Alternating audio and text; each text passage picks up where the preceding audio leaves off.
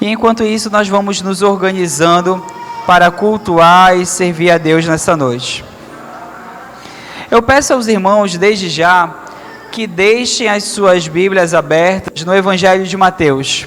Nossa pregação hoje é em torno de 2 versos bíblicos e nós vamos estar conversando e falando a respeito deles. Evangelho de Mateus, capítulo 5, versículo 27 e 28. Quero dar boas-vindas a todos. Nós somos a Igreja Batista Nova Vida. Então, que todas as famílias, que todos aqueles que representam alguma família, sejam bem-vindos, fiquem à vontade. Irmãos, nós estamos em uma série de mensagens que trata dos pecados capitais. Então, estamos em uma série de mensagens intitulada 7 pecados capitais. E nós estamos analisando os pecados em si e o desdobramento do texto de 1 João, que fala da concupiscência da carne, dos olhos e a soberba da vida. Nós já falamos aqui sobre orgulho, nós já falamos sobre avareza e nessa noite falaremos sobre luxúria, o perigo de brincar com fogo. E observem aqui que quando a gente fala de pecados capitais, a ideia, essa ideia de 7 pecados capitais, foi desenvolvida por vários teólogos e filósofos da história cristã. Então a gente tem alguns, e isso vai ganhar uma proeminência lá pelo século XIV com alguns teólogos. E quando a gente fala sobre isso, a gente está falando sobre pecados que são capazes de destruir a fé cristã. Daí a ideia de capitais, pecados que são capazes de levar à morte. Eu não sei se os irmãos já ouviram a expressão, mas pena capital é aquela pena de morte, é a pena que te leva à morte. E aí a ideia de pecado capital é a mesma coisa. Mas pastor, todo pecado não pode nos levar à morte? Pode. Mas aqui nós estamos trabalhando com a ideia de pecados que, se você se agarrar neles, eles te levarão a uma série de outros pecados. Então há pecados que nos parecem levar mais rápido para o fundo do abismo. A ideia também pode ser confundida ou pode ser um sinônimo de vícios capitais. Os pecados capitais também são tratados como vícios, ou seja, pecados que nos escravizam e nos arrastam para o inferno. Irmãos, muitas vezes um vício é um pecado. A gente não para pensar nisso, mas eu vou lhe dar um exemplo. Alcoolismo. Todo mundo entende que o alcoolismo é um vício, por vezes nós falamos, é uma doença, né? Existem normas técnicos e tudo isso. Mas o fato daquela condição ser uma condição doentia, não deixa de ser um pecado. Por exemplo, a pedofilia. Muitas vezes ela é associada clinicamente a distúrbios na química cerebral ou no funcionamento do cérebro, a psicopatia também. Mas, especificamente no caso da pedofilia, não deixa de ser um pecado. Ainda que alguém possa falar, é minha condição, é minha doença ou algo do tipo. Isso não deixa de ser um pecado. E aí a gente precisa entender que quando falamos de luxúria, o oposto da luxúria seria a pureza. Nós precisamos entender que aqui, aquele que não está viciado na luxúria, aquele que busca a vida com Deus, ele está buscando uma vida pura. E é aqui que a gente precisa entender. A luxúria, ela é definida como uma sensualidade, uma busca desenfreada por prazeres e um desvio da moralidade, daquilo que é correto, daquilo que é certo. E de certo modo, todas as pessoas sabem que isso está errado. Em 1 João 2,15, a gente observa João nos falando para não amar o mundo. Ele fala: filhinhos, não ameis o mundo. E aí ele continua no 16 e no 17 falando: porque o mundo oferece apenas o desejo intenso por prazer físico, o desejo intenso por tudo que vemos e o orgulho das nossas realizações e bens. Uma tradução mais antiga vai falar: concupiscência da carne, concupiscência dos olhos e a soberba da vida. E ele fala: isso não provém de Deus. E ele fala: esse mundo passa, e com ele tudo que as pessoas tanto desejam, mas quem faz o que agrada a Deus vive para sempre. Irmãos, um tempo desse eu estava no trânsito e aí passou uma moto que eu acho muito bonita, e eu olhei, eu lembro de estava de carona, eu acredito, mas eu lembro de olhar para aquela moto e pensar assim: se eu tivesse essa moto, para mim já estava bom. E aí eu estou contando isso porque esses dias eu vi uma pessoa falar: eu não queria muito luxo não, eu não gosto de muito luxo. Uma HR-V para mim já estava bom, né? E aí quem entende de carro sabe que uma HR-V não é um carro tão pequenininho, tão barato, tão simples. Mas a questão toda aqui é que eu lembro de um dia falar: se eu tivesse uma moto, para mim já estava bom. Agora não é se eu tivesse uma moto, é se eu tivesse aquela moto, estava bom. A gente sonha com a casa própria, mas quando a gente tem a nossa casa, a gente fala: e se eu tivesse aquela casa, para mim estava bom. Eu não tenho carro, eu estou muito humilde assim. Qualquer Celtinha 2 portas, 99, eu já estou aceitando, desde que esteja tudo certinho. Mas eu tenho certeza que quando eu estiver no carro, que puxar o banco para cá, que tiver que entrar menino, abaixa o vidro, faz toda a manobra, eu vou olhar assim: não, se eu tivesse aquele outro carro, para mim já estava bom. É natural. O ser humano é um ser que deseja mais. Só que João nos fala: tudo aquilo que nós desejamos nessa vida passará.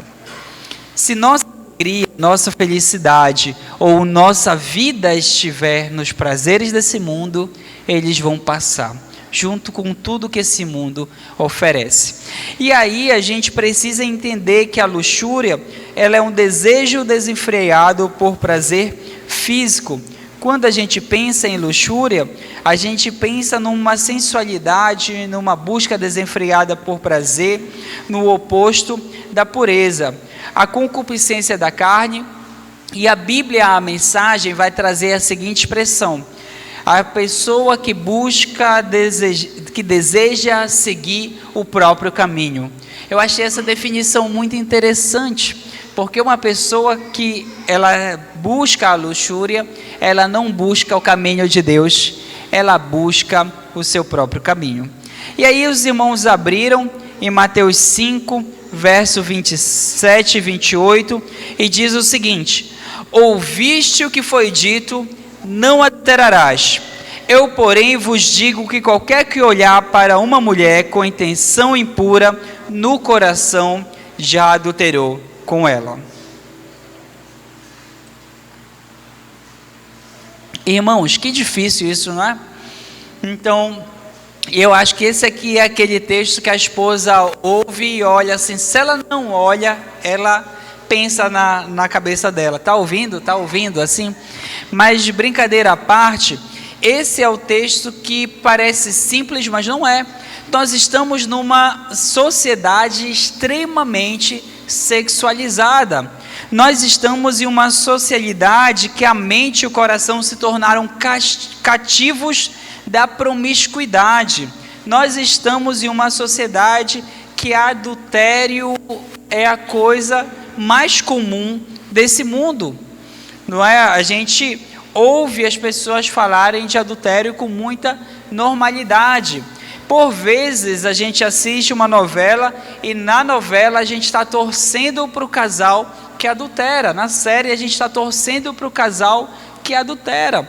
Então aqui a gente precisa ficar prestando atenção naquilo que a sociedade mexe ou olha para o nosso coração. E por que o adultério, a luxúria em si, ela é tão perigosa? porque ela destrói os relacionamentos. Uma pessoa que tem o pecado da luxúria, ela não tem condição de ter relacionamentos profundos. Ela cega espiritualmente. Aquele que ama a luxúria ou os prazeres físicos não conhecerá a Deus. Ela escraviza a mente. Para uma pessoa que é assim, para ela tudo é sexo, para ela tudo é sexualidade, para ela tudo está relacionado a isso. E aí ela não tem como não afetar o seu amor por Deus. No final das contas, ou você amará os prazeres desse mundo, ou você amará a Deus. Os dois não é possível. E o pior, irmãos, quando a gente fala de pecado, é que a luxúria ela pode ser potencializada por outros pecados. Por exemplo, uma pessoa que é orgulhosa, mas ela também tem um pecado da luxúria, ela vai usar as outras pessoas como objeto para o seu bel prazer. Quantas vezes, quando eu era jovem, eu já não vi adolescentes ou algo do tipo falando assim, tu duvida eu ficar com aquela outra pessoa só para satisfazer o seu ego? Mas o problema é que quando a gente é adulto, a gente não aposta. A gente vai lá, se relaciona e pronto. Não está nem aí para os sentimentos, para a vida, para o pós. Não estamos interessados se o nosso casamento será destruído ou que tipo de relacionamentos nós estamos construindo. A verdade, irmãos, é que a pessoa que é serva da luxúria, ela é um escravo de Satanás. E por onde ela passa, haverá destruição. Ela destruirá corações inocentes, ela destruirá famílias, ela destruirá a própria vida. E é aqui que a gente precisa entender. Nada é de graça quando falamos de pecado. Nada é de graça. E a luxúria é um pecado que cobra um alto preço. O problema é que se a pessoa ela é avarenta, se ela ama o dinheiro e ela ama a luxúria e ela é dada, o que ela pode fazer? Ela pode pagar pelo prazer físico, pela sexualidade, ela pode pagar numa sociedade onde as pessoas pagam isso presencialmente, pagam isso virtualmente, mas ela também pode se vender.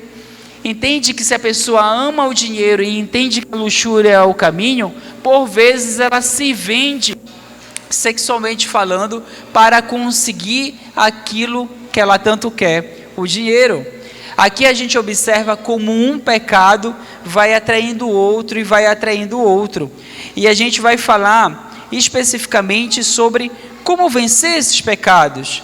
Jesus nos fala uma coisa: essa batalha começa na mente. Essa batalha começa no coração. Essa batalha começa de um modo que nós não conseguimos entender. E aí a gente precisa olhar o que diz o texto de Romanos 12:2. Eu acredito que está na ponta da língua da juventude, mas é um texto que fala, olha, e não vivam conforme os padrões desse mundo, mas deixem que Deus os transforme pela renovação da mente, para que possam experimentar com a boa, agradável e perfeita vontade de Deus.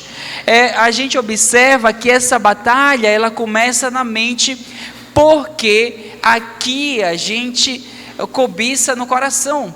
Jeremias vai falar que o nosso coração é desesperadamente corrupto. Ele é assim, quem é que pode olhar a corrupção que é o coração humano? Nós não podemos descansar a nossa alma. A gente precisa entender que precisamos de uma renovação da mente. Renovação essa que só a palavra de Deus, a oração e a comunhão dos santos podem dar. Paulo vai falar sobre isso várias vezes. Mas a gente observa aqui que é necessário semear sementes de pureza na nossa mente, no nosso coração. Tem um texto que Jesus fala que se os nossos olhos forem bons, a nossa alma também será boa. Essa batalha ela é interior, ela começa aqui dentro. E sem começar aqui dentro, sem nós darmos o primeiro passo aqui dentro, nós perderemos do lado de fora. Observe que sem uma mente transformada, nós não conseguiremos. E nós vamos falar de maneira mais prática sobre isso. Mas em primeiro lugar, se o primeiro ponto para vencer o pecado da luxúria é a renovação da mente, se as nossas batalhas começam na nossa mente, o segundo passo é disciplinar os nossos olhos. Há um texto que está em Jó 31:1, que ele fala: fiz aliança com os meus olhos, pois como os fixaria em uma virgem. E aqui, irmãos, eu acho esse texto impressionante, impressionante. Eu não sei quantos irmãos sabem, mas o período histórico de Jó remonta os tempos de Abraão. Provavelmente Jó foi um contemporâneo, né, de Abraão, viveu mais ou menos no mesmo período histórico. Nós estamos falando de um mundo de 3.500 anos atrás, pelo menos. Então nós estamos falando que há 3.500 anos atrás existia um homem tão íntegro que ele não olhava para as moças. Observe que Jó era muito rico. Alguns historiadores discutem se Jó era um rei ou não, pelo tamanho da sua riqueza. Mas o texto nos fala que ele não olhava para moças com impureza, ou seja, que ele tinha feito um pacto com seus olhos, que ele tinha disciplinado os seus olhos para não olhar com impureza para moças. Aqui a gente observa Jesus falando a mesma coisa: se você olhou para uma mulher e a cobiçou, você já adulterou com ela no seu coração. O adultério começa no coração. E aí a gente precisa entender, homens, em primeiro lugar, não deem a segunda olhada. Em segundo lugar, cuidado, muito cuidado com aquilo que você olha nas redes sociais. A gente observa que hoje as redes sociais, por vezes, elas são fontes de pornografia permitida. E eu não estou nem falando de sites proibidos ou algo do tipo, mas eu estou falando de Instagram mesmo, estou falando de Facebook, eu estou falando de local onde a gente vê muita promiscuidade de forma acessível. E aí, se para os homens você tem que evitar seguir pessoas assim. Eu até falei isso na reunião da juventude. Olha, você tem uma pessoa que posta foto assim, um conhecido, um parente, deixa de seguir. Aí a pessoa vai te perguntar: por que tu parou de me seguir? Aí tu aproveita logo a oportunidade que Deus está te dando. Fala, amiga, amigo, eu não sigo gente que fica postando foto semi-nua. Não é todo dia que você vai ter essa oportunidade de contar. Se for uma ovelha de Cristo, então você fala respeitosamente: olha, com todo respeito, eu não sigo perfil de ovelha que fica postando foto sem lã por aí. A gente precisa tomar cuidado. E aí, se você for uma ovelha, não poste foto sem lã. Não poste foto sem lã. Ovelha de Cristo não posta foto duas peças, né? Os homens, eu até falei, hoje em dia não é tão comum, mas antigamente você ir na academia, o homem postava foto, a blusa era só um fio assim, não é? Você nem observava. Ovelha de Cristo não posta foto sem lã. Ponto, irmãos. Nós somos chamados para a santidade, para a pureza. A nossa vestimenta importa. Tiago vai recomendar que nós tenhamos uma vestimenta com decência. E é aqui que a gente precisa prestar atenção. Nós precisamos nos vestir com decência. Então, se por um lado eu não posso consumir esse tipo de conteúdo, por outro lado, eu não posso produzir esse tipo de conteúdo. Isso não está óbvio? Não está claro? A gente tem que tomar cuidado com isso. A gente tem que tomar cuidado nas nossas relações. A gente tem que tomar cuidado com as roupas que a gente veste. A gente tem que tomar cuidado com todas essas coisas. E, irmãos, isso é urgente. Isso é urgente. Graças a Deus não tenho visto esses problemas aqui, mas nós precisamos tomar esse cuidado. E aí, irmãos, a gente precisa entender que muitos dos pecados, eles começam na vista, com aquilo que a gente cobiça. Os irmãos lembram de quando Davi caiu? Davi caiu porque cobiçou, e cobiçou porque estava no local errado, na época errada, não deveria estar ali. Nós precisamos entender que não devemos frequentar certos lugares, não devemos frequentar certos grupos, não devemos estar em certas companhias. Às vezes eu ouvia falando, não pastor, porque eu vou para evangelizar, eu ficava olhando assim, vou acreditar nisso. Conheci um rapaz que ele ia evangelizar nesses estúdios pub, acho que é pub que chama, não é? É tipo como se fosse um bar mais sofisticado. Falava assim, a gente questionava, não, eu vou lá para evangelizar, e é todo sábado, eu acho que até hoje é sócio de lá, não está mais na igreja, evangelizaram ele, né, perdeu na batalha de evangelismo, mas eu acho engraçado, a pessoa não evangeliza ninguém, mas lá no meio do fogo, né, entendeu? Às vezes eu fico pensando que tem crente que quer a oportunidade de ir para o inferno para evangelizar os outros. Não, eu vou evangelizar. Irmãos, tomem cuidado, muito cuidado. Às vezes as pessoas falavam, porque Jesus andava no meio. Não é verdade. Se você olhar os evangelhos, Jesus ia andando e ele chamava aquelas pessoas para o seguirem, para abandonar suas práticas e o seguirem. Você não vê um relato de Jesus, por exemplo, numa festa pagã romana, evangelizando ninguém. Você não vê um relato de Jesus em um carnaval evangelizando ninguém. E olha que existiam coisas muito semelhantes naquela época, por todo o Império Romano. Você não vê um relato de Jesus em algo assim. Então, é verdade que Jesus estava com pecadores, mas estavam com pecadores dispostos a abandonar os seus caminhos. E é aqui que a gente precisa olhar a nossa vida. Irmãos, a gente precisa entender que a sexualidade, ela é uma bênção de Deus para o ser humano. O problema da luxúria é que ela deturpa a sexualidade.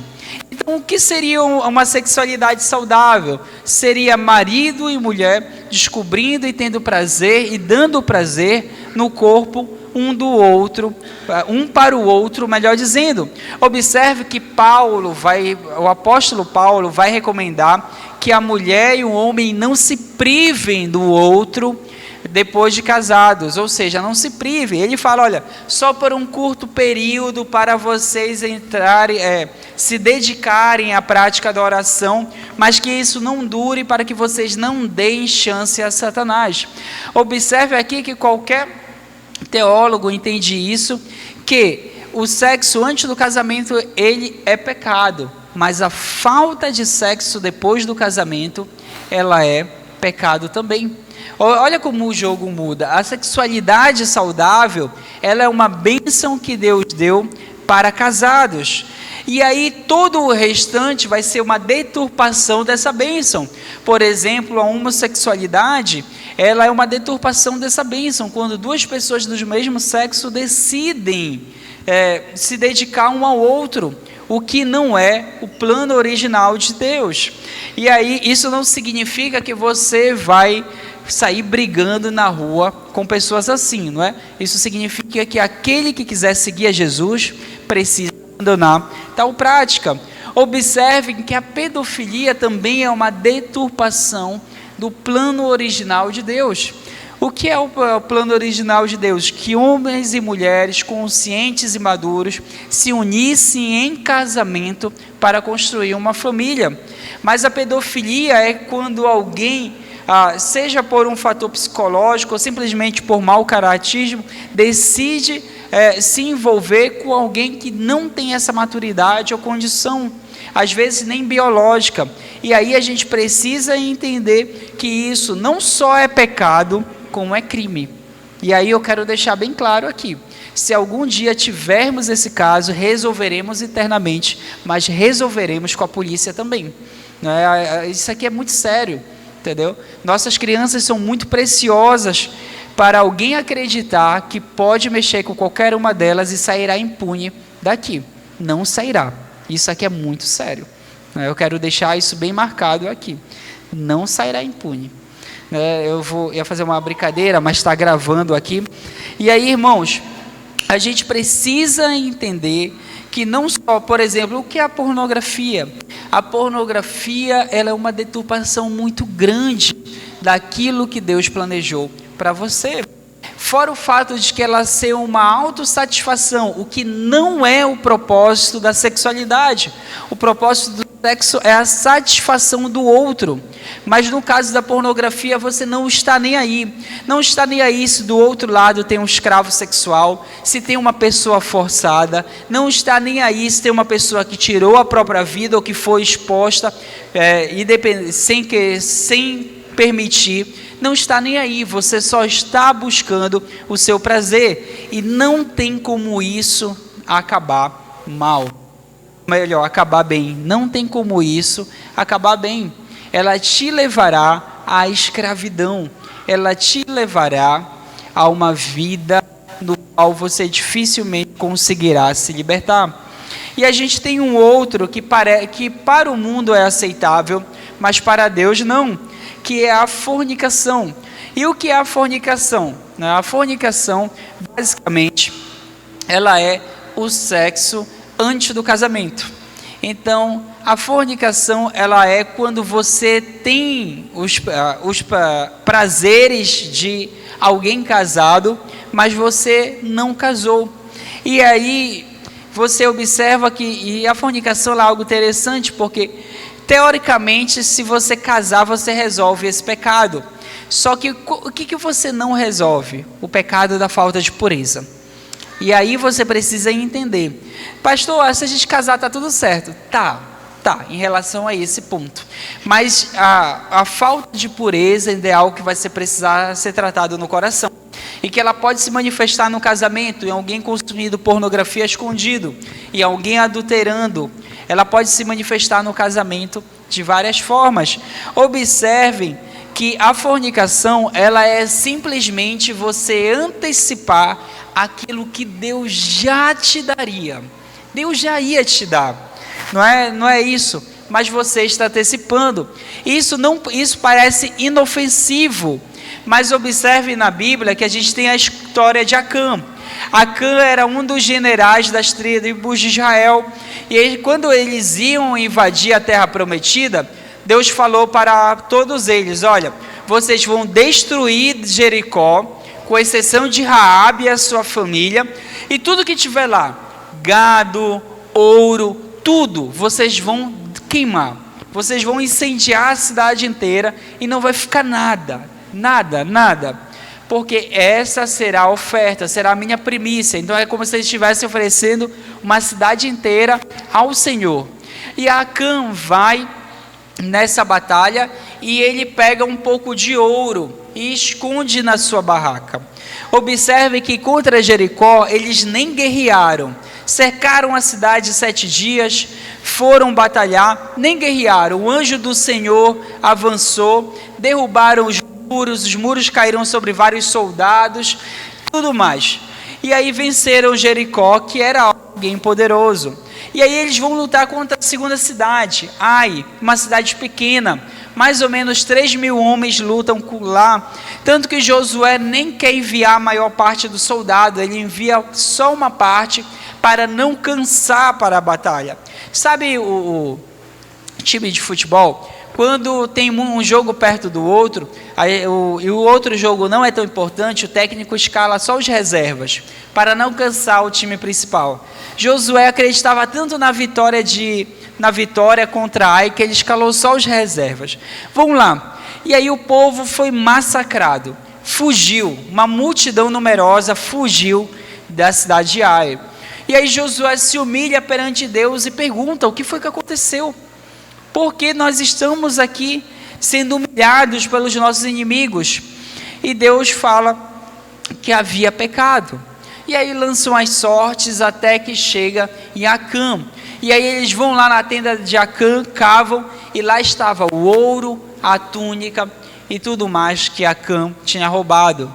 Irmãos, Acã já teria ouro. Acã é o general. Na próxima cidade eles pegaram muito ouro. Acã já teria tudo isso, mas ele quis antecipar aquilo que Deus deu para ele. Por vezes na nossa vida, nosso pecado é querer antecipar aquilo que Deus nos deu. Sabe, principalmente quando a gente é jovem, mas não só jovem. A gente quer namorar, a gente forma família, a gente faz uma série de coisas sem esperar o devido tempo, sem consultar a Deus. E aí depois padecemos e perguntamos ao Senhor por que estamos passando nisso. A gente precisa entender, irmãos, que nossa vida é uma vida consagrada a Deus. E se nós queremos ter uma vida longe do pecado e da luxúria, nós precisamos esperar o tempo de Deus para cada coisa. Mas outro ponto que eu quero falar aqui é sobre a necessidade para aquele que quer vencer, para aquele que quer ter uma vida pura, é a necessidade de confessar a um irmão. Lá em Tiago vai falar sobre confessar os nossos pecados uns aos outros para que sejamos curados. E aqui, irmãos, eu nunca conheci ninguém que abandonou a imoralidade sexual caminhando sozinho. Nós precisamos de ajuda, nós precisamos de apoio, nós precisamos uns dos outros para vencer a imoralidade. Por fim, Salmo 51:10, o Salmo de Davi, vai nos falar para que Deus cria em mim, ó Deus, um coração puro. O contrário, irmãos, da luxúria é a pureza. Nós precisamos de um compromisso verdadeiro com a pureza. Não há, irmãos, não há uma possibilidade de nós vencermos o pecado da luxúria sem um compromisso verdadeiro com a pureza. Quando eu olho para todos esses pecados, quando eu olho para a luxúria, eu vejo que há um compromisso sério em nós, em não produzir esse pecado na vida dos outros, em observar a vida, assim, tomem cuidado com rede social, com o que você posta, com o que você consome. Tome cuidado com aquilo que seu filho consome. Tome cuidado com aquilo que ele posta. Muito cuidado com crianças dançando em redes sociais, com o TikTok, com tudo isso. Mas aqui a gente observa também que a vida pura, ela começa no coração. Nós precisamos que Deus crie em nós um coração puro. Eu posso falar 10 passos para você abandonar a impureza, mas no final das contas, se você não nascer de novo e não fizer um compromisso de andar retamente com o seu Deus, de nada adianta. Irmãos, quando nós falamos da luxúria, nós vemos um pecado que está em alta, sabe? Eu fico muito triste, mas essa é uma geração que adora a sensualidade. Sabe, o que a gente vê, o que a gente mais vê nas escolas? O falar indecente, músicas que deveriam ser proibidas, mas estão ali. Sabe, às vezes eu trabalho numa academia e às vezes eu vejo as aulas de modalidade, né? Na aula de modalidade o professor coloca lá música e coisa do tipo.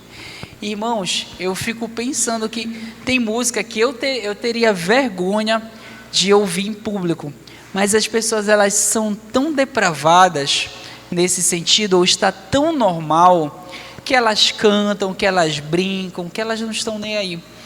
E a gente precisa entender que essas coisas não cabem a uma pessoa de Deus.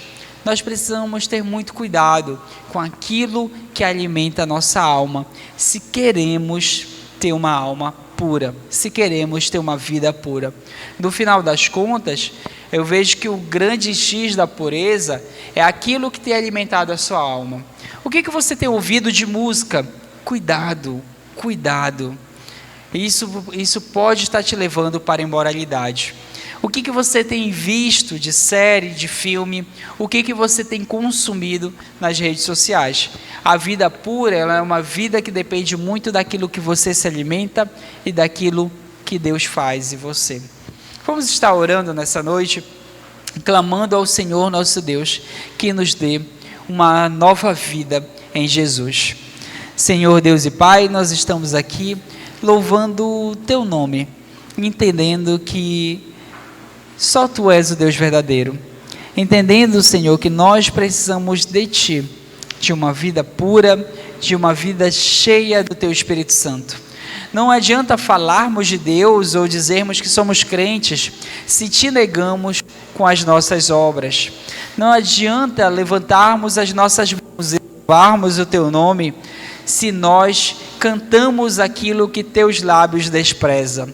Não adianta, Senhor, com os nossos olhos buscarmos a Ti nos céus, se com ele nós adoramos o diabo aqui na terra. Ah, Senhor, tenha misericórdia de nós, transforma o nosso coração, a nossa vida, e ajuda-nos, Senhor, a ter uma vida contigo. Ajuda-nos, Senhor, a ter uma vida e de santidade. No nome de Jesus. Amém.